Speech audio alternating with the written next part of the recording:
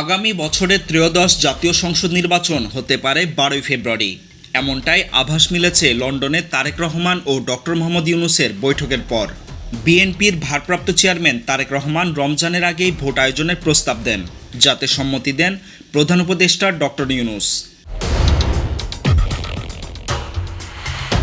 বৈঠক শেষে জাতীয় নিরাপত্তা উপদেষ্টা ডক্টর খলিলুর রহমান জানান, নির্বাচন কমিশন শিগগিরই তারিখ ঘোষণা করবে।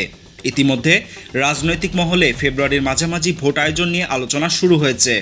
গত 13 জুন গুলশানে আয়োজিত ব্রিফিংয়ে বিএনপি মহাসচিব মির্জা ফখরুল ইসলাম আলমগীর জানান, সরকারও এই সময় নির্বাচনের পক্ষে। রমজান শুরু হতে পারে 17 ফেব্রুয়ারি। সে হিসেবে ভোট গ্রহণ করতে হবে তার আগেও এই দিনে একাধিকবার নির্বাচন হয়েছে।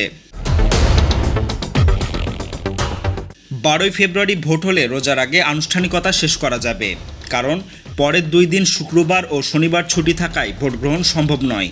তাই সব দিক বিবেচনায় এই তারিখেই নির্বাচন হতে পারে বলে ধারণা বিশ্লেষকদের।